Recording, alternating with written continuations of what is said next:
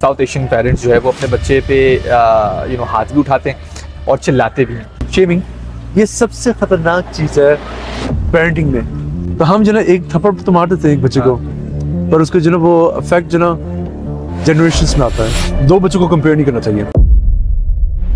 हमें एक्सक्यूज करना आना चाहिए कि बेटे को या बेटी को हम कह सकें कि लिसन, हमसे ये गलती हुई है, ये तुम्हारा कसूर नहीं था, कसूर मेरा था, ये दोबारा नहीं होगा, मुझे माफ़ कर दो।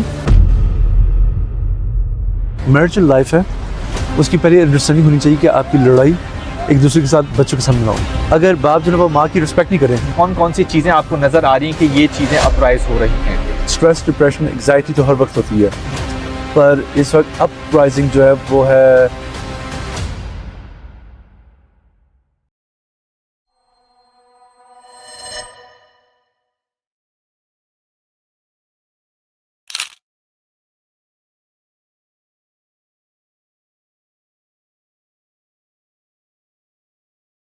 आज मैं मौजूद हूँ डॉक्टर ताज अदील साहब के साथ। नाज़रीन, डॉक्टर ताज अदील साहब इस वक्त पाकिस्तान के अंदर हैं। ये डेनिश है माशाल्लाह से, यानी कि नॉर्वे के हैं, और डैशिंग भी है माशाल्लाह से, वो आप देखेंगे हमारे शो के अंदर। नाज़रीन, इंट्रो बाद में रिकॉर्ड हो रहा है क्योंकि अंधेरा हो गया है। हमारा शो जो है वो अचानक से ब्राइट हो जाएगा जब आप देखेंगे।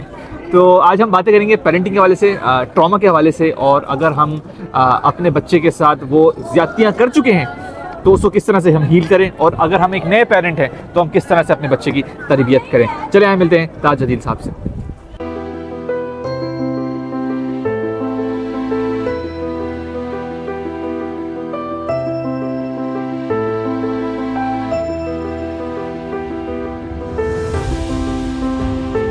Welcome to Pakistan.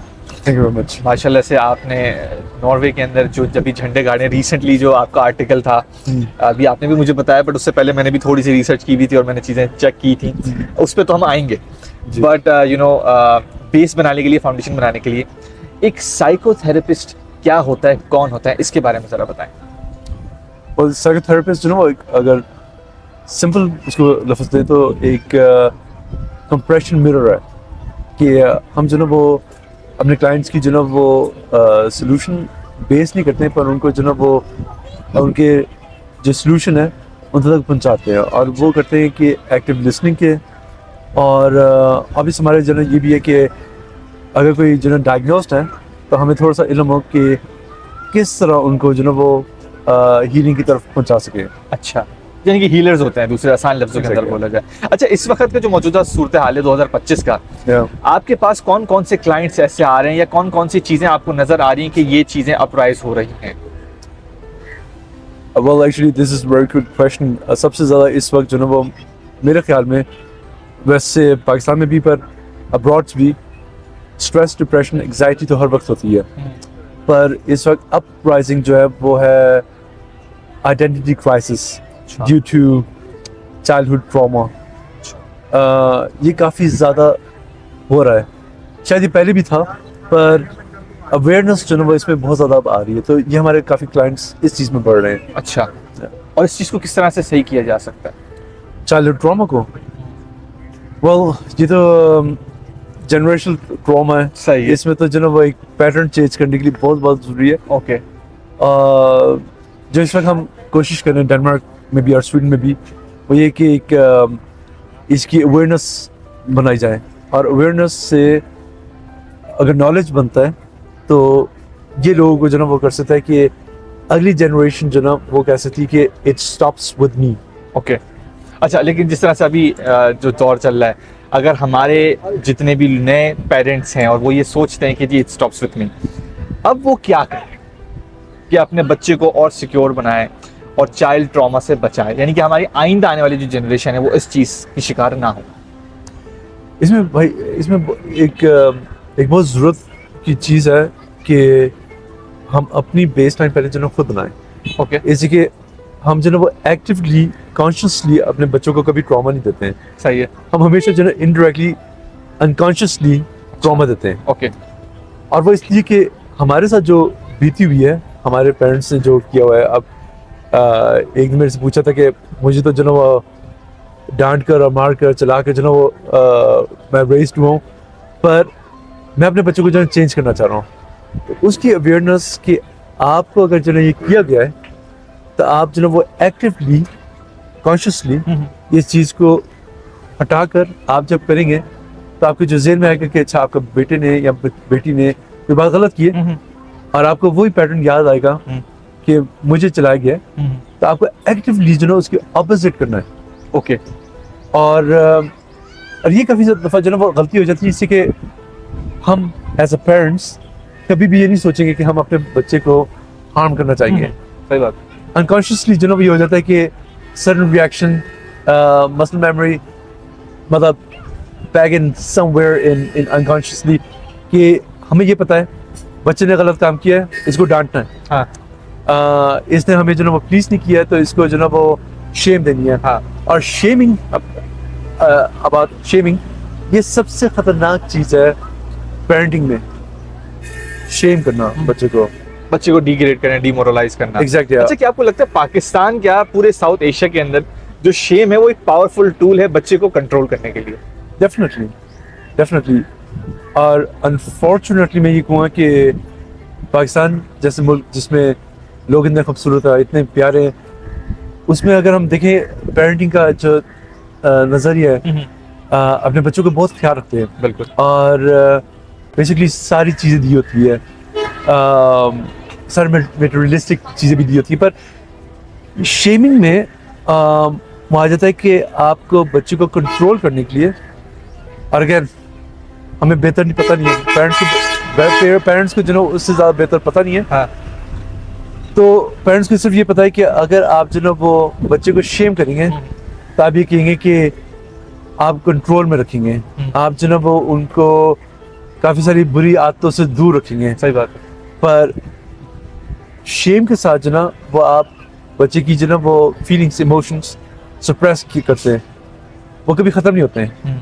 और वो सप्रेस जब होते हैं तो या तो बच्चा जो ना वो बहुत ज़्यादा क्वाइट हो जाता है, सही है, इन्फीरियरिटी कॉम्प्लेक्स में आ जाता है, या तो फिर जो ना वो जैसे कि डुअल पर्सनैलिटी आ जाती है कि माँ बाप के सामने एक और बाहर जाकर जो ना वो एक्सट्रीम ओके नज़रिया लोगों के लिए, लड़ाई, एंगर मैनेजमेंट, जैसे हम काफ़ी सारे अनफॉर्चुनेट लोगों को देखते हैं कि ट्रैफिक में लोगों की एंगर मैनेजमेंट किस तरह की है। तो that could be a possible thing that they have been suppressing their emotions. सही है, ठीक है। तो यानी कि सप्रेस से काफ़ी कुछ चीज़ें होती हैं। एक बंदा है और एक बंदी है, वो उसको फील हो गया है कि वो सप्रेस्ड है, और वो एज भी निकल गई है, वो शादी हो गई है उसकी, तो अब वो अपने सप्रेशन से किस तरह से निकल सकता है बाहर? well, इसके 2-3 तरीके हैं। अगर आप रिलीजियस पॉइंट ऑफ व्यू से देखेंगे किसी, तो वो तो कहेंगे कि नमाज और कुरान वगैरह, और नो डाउट वो भी एक अच्छी चीज़ है, वो मेडिटेशन है, और मैं उसका नाम मेडिटेशन दूंगा। जैसे कि आप किसी भी रिलीजन में देखेंगे तो आपको जो है वो कोई भी अपनी सुकून देने के लिए अपने हाई, बेसिकली जब स्ट्रेस होते हैं, जब एंग्जाइटी डिप्रेशन होता है, तो आपकी जो है वो पेस, ब्रेन पेस जो है वो थोड़ी सी हाई होती है। ओके। फ्रीक्वेंसी ब्रेन की जो है वो अब नॉर्मल होती है, तो आपने उसको जो है वो डिक्रीज करने के लिए आपको मेडिटेशन जो है वो करनी पड़ती है। तो मेडिटेशन जो है वो बेशक हिंदू भगवान के सामने करें, बुद्धिस्ट योगा के करें, यहाँ मुसलमान नमाज पढ़ के करें, तो एक है मेडिटेशन। ठीक है। दूसरी चीज़ है कि आपको कुछ अवेयरनेस थेरेपी के सेशंस के साथ मिलती है, ओके, जो माइंडफुलनेस है। ओके। और माइंडफुलनेस ये करता है कि आपको अवेयर देता है कि आपकी किस चीज़ में स्ट्रेस दे रहा है, और अगर आप स्ट्रेस हो रहे हैं तो किस चीज़ को आपने लेट गो करना चाहिए, ओके, किस चीज़ को आपने कहना चाहिए इट्स ओके। ओके। और सबसे पहली चीज़ जो हम सिखाते हैं वो ये कि it's okay, you are not perfect and it's okay, nobody has to be perfect. तो ये परफेक्शन का कि उसको जो वो लेट गो करें, वो स्ट्रेस को काफ़ी कम करता है। अच्छा, परफेक्शन काफ़ी कम exactly, करता है। और जो तीसरी चीज़ थी आपने बोला था अभी, तीसरी चीज़ बेसिक जो ना वो ये कि उसको मैंने अभी मेंशन इसलिए नहीं किया था कि अगर बहुत ज़्यादा हो, हाँ, तो मेडिकेशंस भी आती हैं। मैं पर्सनली जो ना वो मेडिकेशन में इतना उसका फ़ैन नहीं हूँ। सही है। पर अगर सीवियर केस होते हैं तो उसकी मेडिकेशंस भी होती हैं। अच्छा।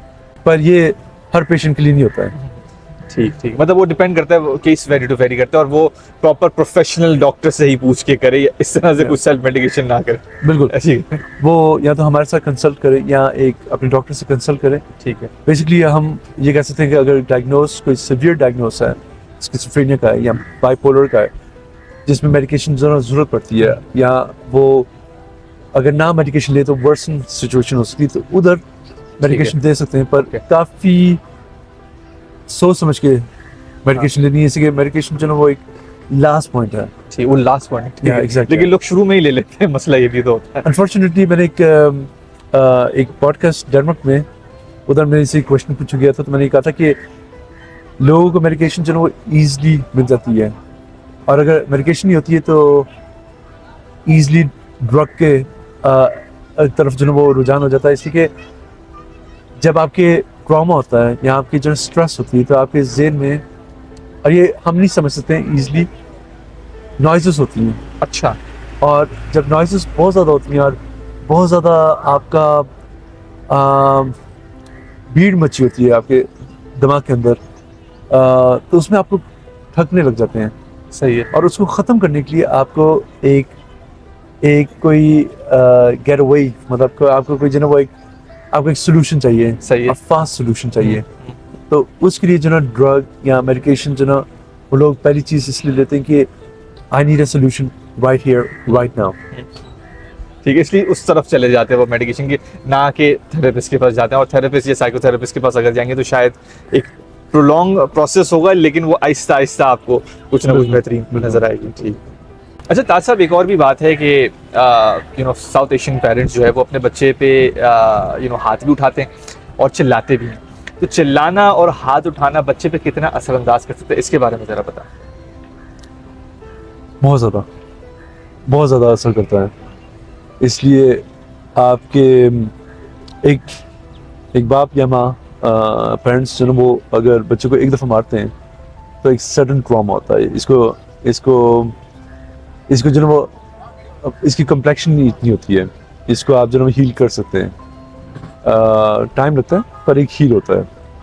पर आपने एक ग्लास तोड़ दिया है, जब आपने एक थप्पड़ मारा बच्चे को तो ग्लास टूट गया है। और ये काफ़ी मुझे पेरेंट्स ने अपोज किया इस बारे में, वो इसलिए कि बच्चे को आपको उसको सिक्योरिटी नहीं चाहिए। बहुत लोगों को लगता है कि बच्चे को एक सिक्योरिटी चाहिए। ये एक मिसकंसेप्ट है। बच्चे को एक ग्राउंड बेस चाहिए जहाँ वो उसको हार्श फील ना हो। अच्छा। जहाँ उसको डेंजर फील ना हो। सही। तो जब आप एज अ पेरेंट जिसने उसको प्रोटेक्ट करना है, आपने उसको डेंजर में डाल दिया, तो ग्लास एक टूट गया है।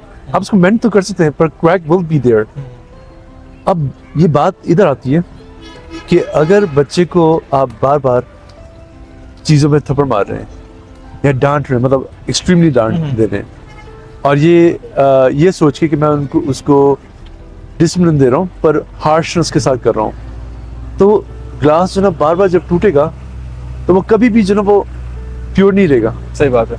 कभी भी उससे कोई जो ना वो ग्लास, क्लीन ग्लास में मतलब पानी नहीं आएगा, उसमें हमेशा जो ना कहीं ना कहीं पानी निकलेगा, जितना भी उसको मेंट किया जाए। सही है।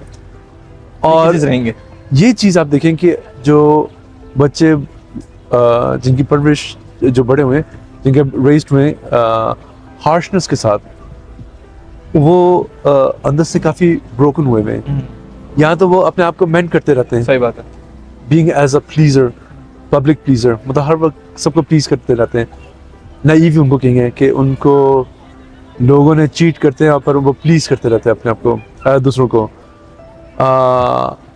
या तो ये होता है, यहाँ पर ये होता है कि आपको जब क्रैक्स होते हैं वो इतनी पेन होती है कि अगली जनरेशन को वो एग्जैक्ट वही कर रहे होते हैं, इसी के उनको कुछ और पता नहीं होता है। तो वो इसी चीज़ में रहते हैं हमेशा पूरी लाइफ में कि अपने वुंड्स को, अपने जो क्रैक्स को वो करते रहे। तो हम जो ना एक थप्पड़ तो मार देते हैं एक बच्चे को, पर उसको जो ना वो इफेक्ट जो ना जनरेशंस में आता है। जनरेशंस में आता है। सही। Exact. एक थप्पड़ की बात कर रहा हूँ, आपकी बात एक थप्पड़ की बात बार करते रहेंगे तो फिर एग्जैक्ट इसकी एक सोल्यूशन है। अच्छा। आपने अगर बच्चे को मारा है, गलती से लग गया है, ठीक है, कहते हैं कि पेरेंट्स जो ना वो बहुत स्ट्रेस में, मुझे एक माँ ने इधर कहा था, एक एजेड औरत थी कि मैंने अपने बेटे को मारा था, इसी कि मेरी मैं काफ़ी स्ट्रेस में रहती थी कि मेरी सास मुझे स्ट्रेस में डालती थी, मेरा हस्बैंड मुझे स्ट्रेस में डालता था, तो मेरे बेटे को एक थप्पड़ लग गया मेरे से और मैं रिग्रेट करती थी। तो मैंने उनको कहा था कि इट्स ओके, पहली चीज़ it's okay, it's perfect normal, आप इंसान हैं, अच्छा, आप स्ट्रेस में तो आपकी गलती हो जाती है, ओके, पर बच्चे को बहुत ज़रूरी है कि बच्चे को रीकॉन्फिडेंट में लेकर आने के लिए एज अ पेरेंट हमें एक्सक्यूज़ करना आना चाहिए कि बेटे को या बेटी को हम कह सकें कि लिसन, हमसे ये गलती हुई है, ये तुम्हारा कसूर नहीं था, कसूर मेरा था, ये दोबारा नहीं होगा, मुझे माफ़ कर दो। इससे जो ना वो 100 दरवाजे जो बंद हो गए हुए हैं वो खुलेंगे और फिर आप उसके साथ जो ना वो करें कि ये जो आपने किया था ये आपने क्यों किया था, okay, rather than disciplining them। सही है, तो आपने जो ना वो उनको करेक्ट नहीं करना है, ओके, कनेक्ट करना है। ओके, ये चीज़ बहुत ज़रूरी है कि ये समझने के लिए कि हम अपना गुस्सा, अपनी फ्रस्ट्रेशन अपने बच्चों पर तो निकाल सकते हैं, पर उनके आगे जो चीज़ होती है वो डेवस्टेटिंग है। सही, ठीक है। अच्छा, ज़रा ये भी बताएं कि अगर कोई बच्चा आया हुआ है और उससे कोई गलती हो गई है, ठीक है, तो पेरेंट किस तरह से उसको टैकल करे? आपने बोला मारना नहीं है उसको और चिल्लाना नहीं है उसको, बट ऐसा क्या करे कि उसको समझ भी आए, डिसिप्लिन भी रहे और हार्श भी ना हो? Real great question again। अगर बच्चा जो ना वो कोई गलती करता है और ज़्यादातर माँ बाप कहते हैं कि इसको थप्पड़ से सीख लेगा, समझ हाँ, जाएगा, हाँ, या उसको ऊंचा बोलकर चला कर जो ना हो जाएगा। अगर हम अपना टाइम रिवाइंड करें, ठीक है, और अपने आप को जो ना वो बच्चा देखे और अपने आप को अपने टाइम पर या तो अपने वालिद साहब को या अपनी वालिदा को देखे, तो वो जो बच्चे को हम देखेंगे बीइंग एज मी, हम क्या चाहेंगे कि हमें किस तरह समझाया जाए, तरीके से, प्यार से। एग्जैक्ट। तो अगर हम जो ना वो अपने बच्चे को वही चीज़ करें जो हम खुद ख्वाहिश करते हैं कि हम कनेक्ट करके समझ कर उनको उसको बता सकें कि अच्छा ये गलत काम है, आपको ये काम क्यों किया है और हम किस तरह आपको जो ना वो कर सकते हैं, rather than इधर से दफा हो, गुस्सा किया वगैरह, हाँ। इसी को वो तो सिखाया नहीं है, वो तो सप्रेस कर दिया है। तो कनेक्ट करके instead of correcting, okay, so connecting. ठीक है। और इसकी बाद में बात करेंगे, जिस तरह से ये तो हो गए पेरेंट्स पे बात, Yeah. बट ऑब्वियसली अगर आपकी खुद की मैरिटल लाइफ भी उस हिसाब से नहीं है तो फिर आप क्या तरबियत करेंगे? तो एक मैरिटल लाइफ को किस तरह से हमें गुजारना चाहिए एज पेरेंट्स? क्योंकि ऑब्वियसली एज मदर आपके पास दूसरी जिम्मेदारी है, एज फादर आपके पास दूसरी जिम्मेदारी है, बट एज पेरेंट्स आपकी टोटली डिफरेंट जिम्मेदारी होती है। तो as a parent, as a wholesome, इसको किस तरह से लेके चलना चाहिए? I'm blessed to have a Pakistani wife from Pakistan, from Karachi, और उसका और मेरा जो ना एक एग्रीमेंट है। अब बच्चे तो हमारे बड़े हो गए, पर हाँ। शुरू से कि बच्चों के सामने जो ना कभी लड़ाई नहीं करनी है। हम हर मियाँ बीवी के सामने जो ना वो साथ एक अनबन हो जाती है, it's natural thing, actually it's a very important thing, because couple therapy में भी हम कहते हैं कि आपकी लड़ाई आपको प्यार बढ़ाता है, अगर आपकी लड़ाई ना हो तो वो फिर प्रॉब्लम है। ओके, तो ये लड़ाई भी एक ब्लेसिंग है, पर लड़ाई आपकी चार दीवारी में होनी चाहिए, ओके, ना सास ना किसी फैमिली रिलेटिव पर, स्पेशली अपने बच्चों के सामने नहीं। ओके, तो आपकी जो मैरिटल लाइफ है उसकी पहले अंडरस्टैंडिंग होनी चाहिए कि आपकी लड़ाई एक दूसरे के साथ बच्चों के सामने ना हो। ठीक है, बच्चों को एक हैप्पी होम चाहिए, सही है, एक सिक्योर होम चाहिए। सही है, अगर वो देखेंगे कि बड़ों को लड़ाई करते हुए तो उनकी भी ये एक वैकनेस शुरू हो जाती है। ये तो पहली चीज़ है। दूसरी चीज़ ये है कि आपको एज मदर आपको रोल चाहिए। अगर आप किसी चीज़ में उसको करेक्ट कर रहे हैं तो फादर को जो ना वो इन्वॉल्व नहीं होना चाहिए। ओके, फादर को जो ना मदर का सपोर्ट करना चाहिए। डिसएग्रीमेंट हो सकती है, पर in front of child 100% support. Okay, as the same thing with the father. अगर फादर कुछ कह रहा है तो मदर को सपोर्ट करना चाहिए। बाद में बेशक कहते हैं कि आपका ये जो चीज़ थी ये गलत है, पर बच्चे के सामने एज वन।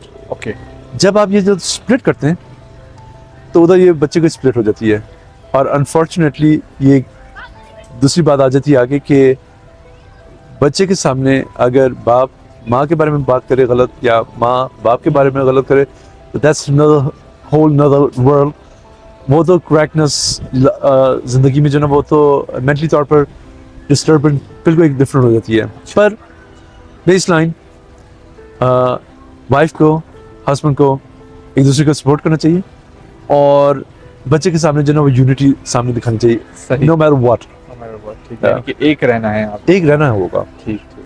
अच्छा, जिस तरह से अभी आपने कहा है कि अगर बच्चा जो है वो अपने बाप के खिलाफ बोल रहा है अपनी माँ के सामने, या एक बच्चा जो है वो अपनी माँ के खिलाफ बोल रहा है अपने बाप के सामने, तो हाँ। इस पे बच्चा क्या करे, या पेरेंट्स क्या करे? ऑब्वियसली या इसमें ये जो ना वो ये एक वैसे एक स्केड्यूल है, एक आर्क होता है जिसमें जो ना हम बताते हैं कि क्या चीज़ होती है। अगर मैं थोड़ी सी कैजुअल बात करके आपको मैं बताऊं कि अगर हम काफ़ी साथ अपनी इस पाकिस्तान में काफ़ी दफ़ा देखते हैं कि कोई लड़का, कोई मर्द जो ना वो औरत की जो ना रिस्पेक्ट नहीं करता, या औरत जो ना वो मर्द पर ट्रस्ट नहीं करती है। ये बेसिकली ये एक पर्सनैलिटी बनती है बचपन से। ओके। और ये हम ऐसे देख सकते हैं कि अगर एक माँ अपनी बेटी के साथ अपने बाप की जो ना वो बुराई करती है, ठीक है, तो बेटी जो ना वो हमेशा कभी भी जो ना वो किसी मर्द पर जो ना वो यकीन नहीं कर सकेगी, मतलब कि उसकी ट्रस्ट नहीं गेन हो सकेगा। इसी के उसकी जो ना जो रोल मॉडल है, जो उसका बाप है, वो अच्छा उसके बारे में नहीं हुआ है, तो उसका रोल मॉडल वो ख़राब होगा। उसकी वजह से वो किसी मर्द पर यकीन नहीं करेगी। पर बेस लाइन उसकी ये होगी कि she always want the bad boy, तो कभी भी सेटलमेंट होने में बहुत मुश्किल होगी। इसलिए हम डिवोर्स रेट भी जो ना देखते हैं, तो अगर देखी जाए तो वो कभी आता है कि बाप मेरा बहुत बुरा था, माँ मेरी कहती थी। अगर आप माँ बाप के बारे में अगेंस्ट करें बेटे के सामने, तो बेटे की जो ना वो पर्सनैलिटी में बहुत ज़्यादा लैग आएगा, इन्फिनिटी में, कि मैं कभी जो ना वो अच्छा नहीं हूँगा, मैं कभी गुड इनफ नहीं हूँगा। पर अनफॉर्चुनेटली ज़्यादातर हम केस देखते हैं कि बाप जो ना वो माँ की को रिस्पेक्ट नहीं देते हैं। बच्चे देखते हैं कि माँ को जो ना वो स्ट्रगल हुई है, माँ जो ना वो उसने खाना बनाना होता है, पोंछा मारना होता है, उसने हर काम करना होता है, अनलेस अगर मासी नहीं होती है, और बाप जो ना वो ज़्यादा होता है डोमिनेटेड। तो उसमें ये दिखाता है कि अगर बाप जो ना वो माँ की रिस्पेक्ट नहीं करें, अगर हस्बैंड वाइफ की रिस्पेक्ट ना करें, तो बेटा जो ना वो कभी भी उसको वुमन की वर्थ नहीं समझ आएगी। अच्छा। और वुमन को हमेशा जो ना वो ये रखेगा कि जैसे कि she is blower than me and I am dominated. Okay. तो काफ़ी दफ़ा हमने ये देखा है कि मर्द जो है वो औरत को काफ़ी सोसाइटीज़ में कुछ समझता नहीं है, और वो बेस लाइन उसकी उधर होती है। अगर बेटी के सामने जो ना वो देखा जाए, तो बेटी का अनफॉर्चुनेटली या तो वो चुप हो जाती है, डिप्रेशन, एग्जाइटी, डिप्रेशन तो उसके लिए जो ना वो मतलब बाय डिफॉल्ट है। इसी के उसको ये पता है कि औरत एक कमज़ोर और चीज़ है, और वो अपने हस्बैंड के सामने कुछ बोलेगी नहीं, तो वो डिप्रेशन में आ गई हुई है पहले से। तो जो भी देखते ना, या बाप मतलब जहाँ हस्बैंड वाइफ की जो रिस्पेक्ट ना करें, या वाइफ हस्बैंड की रिस्पेक्ट ना करें, सन हो या डॉटर हो, दोनों की फोर डिफरेंट जो ना वो कैटेगरीज में अफेक्ट होते हैं। अच्छा, सही, ठीक है। तो अनफॉर्चुनेटली ये हर जगह पर हिट होता है। ठीक है, यानी कि at least the least you can do is respect your spouse, और बच्चों को भी यही सिखाएं कि आप जो है वो अपने माँ या बाप को रिस्पेक्ट करें, भले वो गलत है, वो आप बंद करने के अंदर करें। डेफिनेटली ठीक है। अच्छा, हमारे यहाँ एक और भी बहुत बड़ा मसला है कि अगर बाप है तो वो अच्छा खिलाए, अच्छा पिलाए, अच्छे कपड़े पहनाए, अच्छे घर में रखे, और ये उसके लिए एक समझ लें इज द बेस्ट फादर। ठीक है। अब वो टाइम ना दे, वो आपसे बात ना करे, वो उसको आपका पता ना हो कि आपके ग्रेड्स कैसे आ रहे हैं, या आप किसी किसी के साथ बाहर घूम रहे हैं, कोई वेपिंग कर रहे हैं, इस टाइप की कोई चीज़ कर रहे हैं, आपकी अच्छा या बुराई देख रहा हो या नहीं देख रहा हो, ये इस पे कोई जो है ना नहीं होता मयार। तो आप क्या समझते हैं कि एज अ गुड फादर क्या यही करना काफ़ी है? डेफिनेटली नहीं। ये हमारा जो ना वो एक कॉन्सेप्ट हो गया कि मटेरियलिस्टिक चीज़ें आप दें, आप स्कूल की फीसेस पे करें, आप जो ना वो गाड़ी, ड्राइवर, नौकर, बच्चों को जो ना कोई ब्रांड की कोई चीज़ है, ये सारी चीज़ें बेसिकली हम कॉम्पनसेट कर रहे होते हैं अपने टाइम के अगेंस्ट। बिल्कुल। तो ये चीज़ जो ना ये आप ज़्यादा करें या कम करें, बाई मीन आप अपने बच्चों की तालीम और बच्चों को खाना पिलाना, ये आपका एक फ़र्ज़ है। ओके। मतलब दैट्स अ नेसेसिटी। बिल्कुल सही बात है। अब आपका जो इमोशनल लव है वो टाइम है आपका, आप कितनी तवज्जो दे रहे हैं। मैंने बहुत इधर बाप भी देखी है, माँ भी देखी है कि हर चीज़ देते हैं, और स्पेशली हाई सोसाइटीज़ में हर चीज़ देते हैं। हाँ। पर जब आते हैं तो मोबाइल पर जो है वो स्क्रोलिंग आवर्स जो है वो पाकिस्तान और इंडिया में कौन बीट करेगा। तो स्क्रोलिंग कर रहे हैं बच्चे जो है वो रो रहा है जो भी है, पर आप जब इमोशनल कनेक्ट नहीं होते तो डिस्कनेक्ट हो जाते हैं, और वो बच्चा जो है वो ऑब्वियस बच्चा भी जो है वो फिर हर चीज़ में डिस्कनेक्ट होने लग जाता है। ओके तो ये चीज़ हमें रखनी है कि कनेक्ट ओके एक चीज़ है, लव एंड इमोशन, और नेसेसिटी फर्ज वो एक दूसरी चीज़ है। हम ये चीज़ें कर रहे हैं, ये नेसेसिटी है। ओके ये नहीं करेंगे तो मतलब कौन करेगा। मैं आपको एक एग्जांपल दूं भाई। मेरा एक क्लाइंट है बहरीन के अंदर, और काफ़ी रिच फैमिली से, उसके पेरेंट्स ने उसको हर चीज़ प्रोवाइड की है, पर उसके ना उसकी ग्रेड्स पर कोई कमेंट हुआ है, ओके और मतलब बाय ऑल मीन मतलब ब्राइट स्टूडेंट, सही है। पर अनफॉर्चुनेटली वो ड्रग एडिक्शन में आ गया है। Okay. Only because he's saying that I don't feel the love and connection with my father. So what's the purpose with all this? तो उसको हर चीज़ मिली हुई है, पर वो जो कनेक्शन नहीं मिल रहा है उसकी वजह से बिगड़ गया। और ये जो है ये आपको मैं एटलीस्ट 10 एग्जाम्पल में आपको इधर ही विद इन पाकिस्तान आपको मैं बता सकता हूँ जो फेमस प्रोफाइल्स है कि उनके बच्चों के साथ यही हो रहा है, आप कनेक्ट नहीं हो रहे। अच्छा ताज साहब, जाते जाते एक रैपिड फायर है, क्या पेरेंट्स को सॉरी कहना चाहिए है?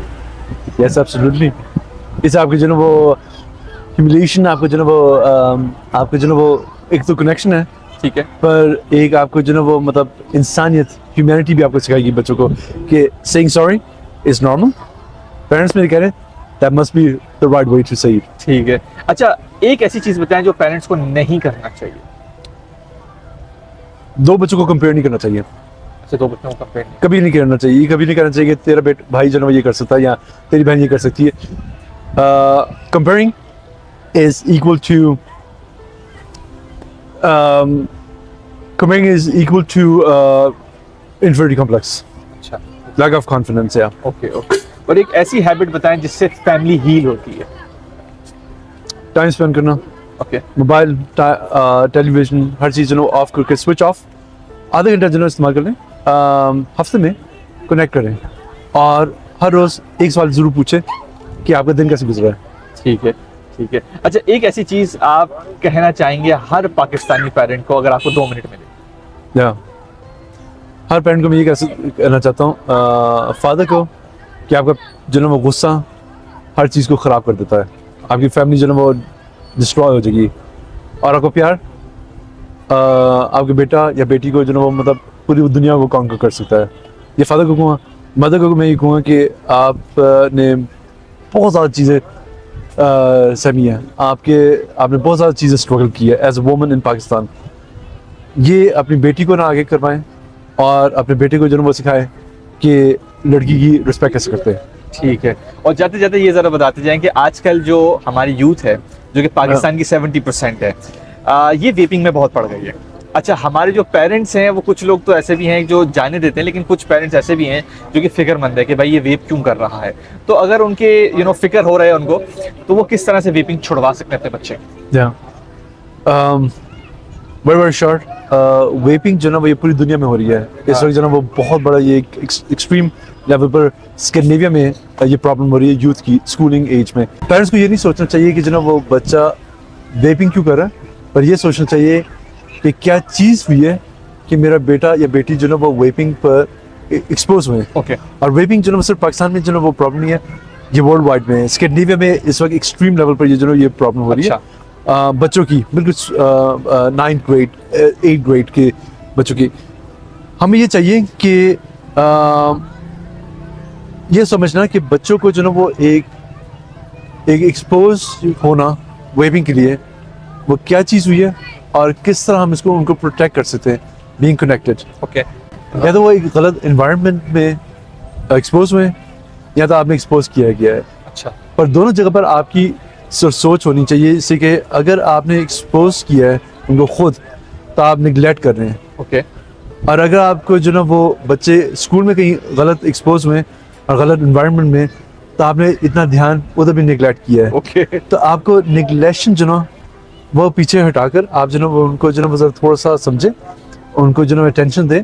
इसी के ज़्यादातर बच्चा जब कोई गलत काम करता है, एज वेपिंग या सिगरेट या अल्कोहल या कुछ भी ड्रग, वो अल्कोहल नहीं कर रहा है या वो ड्रग नहीं कर रहा है, वो आपकी अटेंशन मांग रहा है। अच्छा सही है। ताज साहब, दुनिया में सबसे कीमती चीज़ तो वक्त वो आपने हमें दिया, हमारी ऑडियंस को दिया। जिस तरह से आपने भी बातें की हैं, अगर उसमें से थोड़े से भी लोग समझ लें, सीख लें, तो आई थिंक उनकी ज़िंदगी भी बदल सकती है और जनरेशनली भी बहुत बड़ा चेंज आ सकता है। Thank you very much. Thank you very much sir. तो ये था आज का हमारा एपिसोड ताज अदील साहब के साथ। नाज़रीन, आज सीखने को ये है कि हमें अपने बच्चों के साथ कनेक्शन की ज़रूरत है। बच्चे जो है वो डिस्कनेक्ट हो जाते हैं जब हम स्क्रॉलिंग करते हैं, बच्चे डिस्कनेक्ट हो जाते हैं जब हम अपने गैदरिंग के अंदर होते हैं और मसरूफ़ होते हैं, और बच्चों को हम बोल रहे होते हैं कि जाओ अपना काम करो, या जाओ टीवी देख लो, या जाओ मोबाइल इस्तेमाल कर लो, या जाओ अपने दोस्तों के पास चले जाओ। तो ये कनेक्शन को रीबिल्ड और रीहील करने के लिए हमें अपने बच्चों के साथ टाइम बिताने की ज़रूरत है। अगर हमने अपने बच्चों को थप्पड़ मारा है या अगर हमने अपने बच्चों पे चिल्लाए हैं, तो उसका जो इम्पैक्ट है वो जनरेशनल इम्पैक्ट करता है। अच्छा नाज़रीन, ये भी वाली बात है कि अगर आपका जो बच्चा है या बेटी है, अगर वो अपने माँ या बाप को शिकायत लगा रही है अपने माँ या बाप के लिए, तो आपको चाहिए है कि आप तहम्मुल से बात सुनें और अपने पार्टनर से डिस्कस करें, ना कि अपने पार्टनर को तज़लील करें या जलील करें या उसको डिमोटिवेट करें, डिमोरलाइज करें अपने बच्चे के सामने। क्योंकि अगर आप अपने बच्चे के सामने, अगर आप एक मदर हैं और आप उसके फादर के साथ ये हरकत कर रहे हैं, तो फिर होगा क्या कि जो बेटी है वो अपने बाप से नफरत खाएगी या उसको बैड बॉय चाहिए होगा। और अगर आप एक बेटे हैं और एक शौहर अपनी बीवी के साथ ये कर रहा है, तो क्या होगा?